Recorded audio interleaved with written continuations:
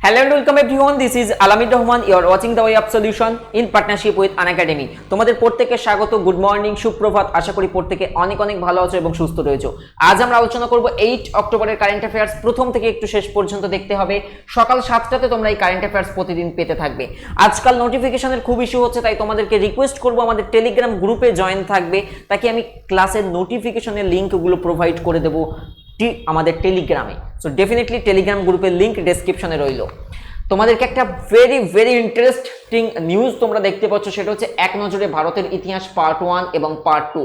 আমি ভারতের ইতিহাস তোমাদের অনুরোধে শুরু করেছি এবং যেটা চ্যাপ্টার ভিত্তিক। আমি তোমাকে গ্যারান্টি দিলাম দুটো ক্লাস তুমি একবার দেখতে পারো, ডেসক্রিপশনে লিঙ্ক রয়েছে, ভালো লাগতে বাধ্য, বিকজ ক্লাসগুলো সেই লেভেলে করানো হচ্ছে। সন্ধ্যা 7টায় তুমি এই ক্লাসটা করতে পারবে আমার সঙ্গে লাইভ, সকাল 7টা এবং সন্ধ্যা 7টা। ডেফিনেটলি জয়েন করবে, লিঙ্ক ইন ডেসক্রিপশন। প্রথম প্রশ্ন, সম্প্রতি কোন দেশ প্রথম অ্যাস্ট্রোনট মাইনিং রোবট মহাকাশে প্রেরণের ঘোষণা দিয়েছে? কোন দেশ?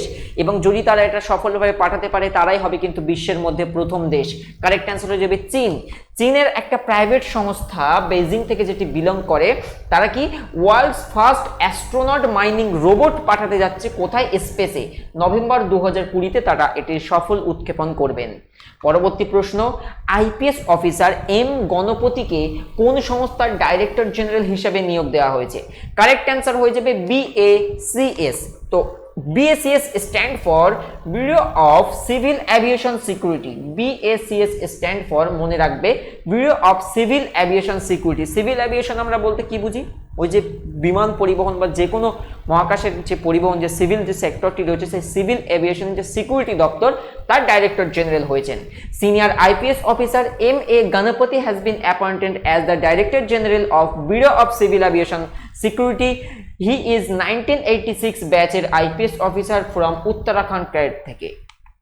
পরবর্তী প্রশ্ন, দীনেশ কুমার খাড়াকে কোন ব্যাংকের চেয়ারম্যান হিসেবে নিয়োগ দেওয়া হয়েছে?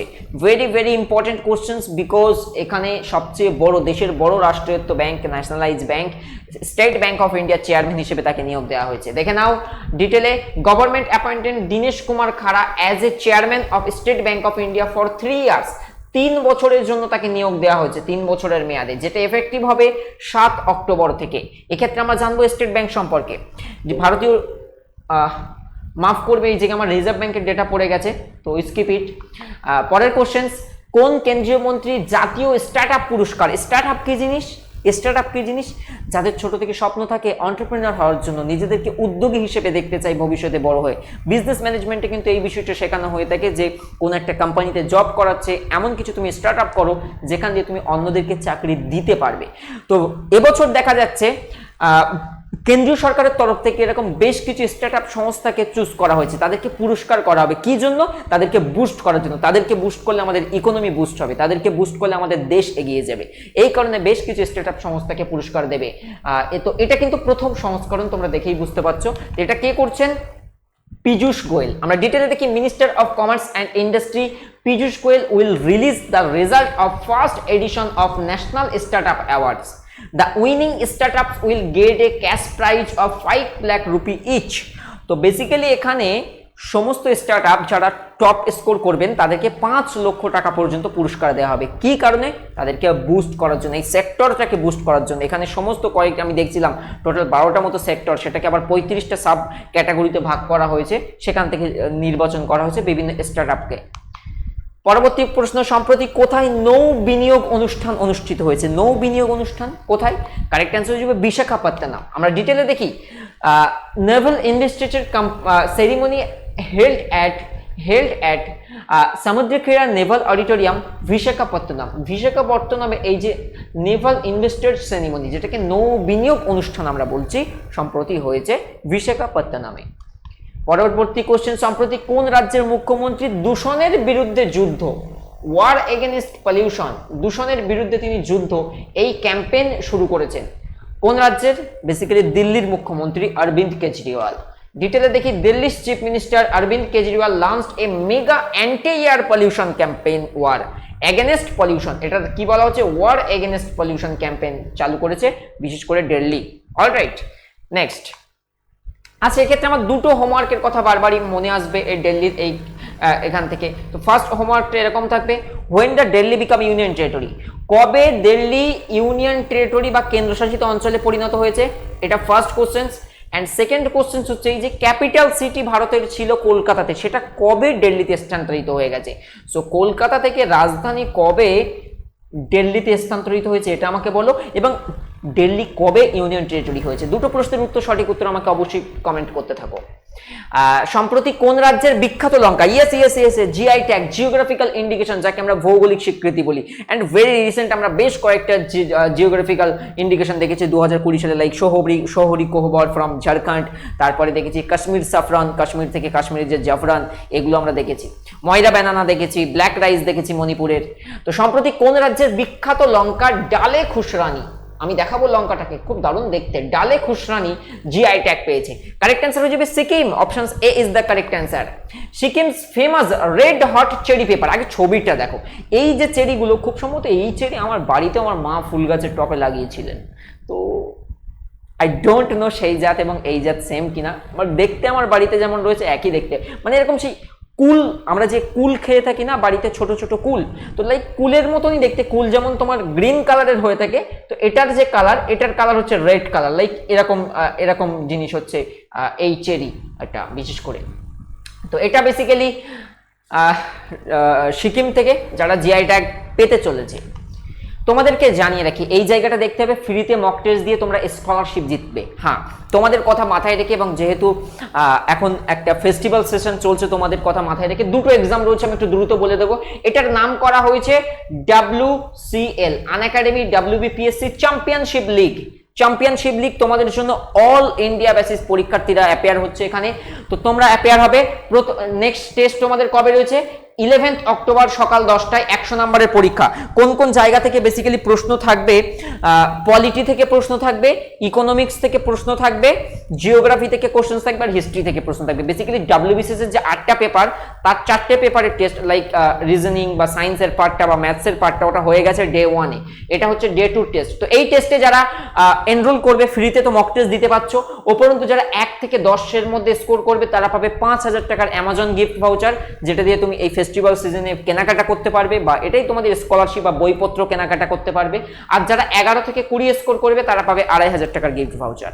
তো আজই এনরোল করো ডেসক্রিপশনে। এই টেস্ট হবে তোমাদের বেসিক্যালি 100 নম্বরের টেস্ট, 11 অক্টোবর, এই রবিবার সকাল 10টায়। তো নেক্সট টেস্ট কবে হবে, এই টেস্টটা তো test number 2, and final test কবে হবে, এখানেও পুরস্কার, এখানেও স্কলারশিপ বেসিক্যালি। তো ফাইনাল হবে 200 নম্বরের, WBCS যেমন 8টা পেপার থাকে, ওকে, 8-25, তো সেরকম থাকবে। এটা 18 অক্টোবর রয়েছে। তো এখানে যারা যিনি ফার্স্ট হবেন, আনএকাডেমি 2 বছরের সাবস্ক্রিপশন পাবে, তার সাথে সাথে 13,000 টাকার অ্যামাজন গিফট ভাউচার। র্যাঙ্ক 2 যিনি, তিনিও 2 বছরের সাবস্ক্রিপশন পাবে ফ্রিতে, এর পাশাপাশি 10,000 টাকার গিফট ভাউচার। নাম্বার 3 যিনি র্যাঙ্ক করবেন 7,000 টাকার স্কলারশিপ, এবং 4 থেকে 10-এ যারা আসবে 3,000 টাকার। সো আর দেরি কিসের, দেখো তোমাদের জন্য করা হয়েছে যাতে তোমরা বইপত্র সঠিকভাবে প্রত্যেকে পারচেস করতে পারো, অ্যাটলিস্ট সাবস্ক্রিপশনগুলো পাবে, বইপত্র পারচেসের জন্য অ্যামাজনে গিফট ভাউচার পাবে, যেটা দিয়ে শপিং বা এই ফেস্টিভ সিজনে তোমার কেনাকাটা, পরিবারকে কিছু দেওয়া, যেটা দিতে পারবে যদি তুমি ভালো স্কোর করতে পারো, এই র্যাঙ্কগুলো দখল করতে পারো। তো একটা টেস্ট রয়েছে 11 অক্টোবর, আর একটা টেস্ট রয়েছে 18 অক্টোবর, লিঙ্ক ডেসক্রিপশনে থাকছে, এনরোল করে নাও। সো নেক্সট কোশ্চেন, ব্রিক্স 5টি গুরুত্বপূর্ণ রাষ্ট্রের একটা অদ্যাক্ষর দিয়ে শুরু হয়, ব্রিক্স। তো ব্রিক্স শীর্ষ সম্মেলন 2020 হোস্ট করবে কোন দেশ? 2020-তে ব্রিক্সের সামিট হচ্ছে, হোস্ট করবে বেসিক্যালি রাশিয়া। দেখে নেব আমরা ব্রিক্সের মনে রাখা শর্ট ট্রিক হচ্ছে, ব্রিক্সের যে কটা মেম্বার কান্ট্রি তাদের নামের ফার্স্ট লেটার, বি দিয়ে ব্রাজিল, আর দিয়ে রাশিয়া, আই দিয়ে ইন্ডিয়া, সি দিয়ে চায়না, এস দিয়ে সাউথ আফ্রিকা, দক্ষিণ আফ্রিকা, যেখান থেকে আমাদের ভারতের সংবিধানের অ্যামেন্ডমেন্টের বিষয়টা নেওয়া হয়েছিল। Various sources of Indian constitution, না দেখে থাকলে সংবিধান দেখে নেবে।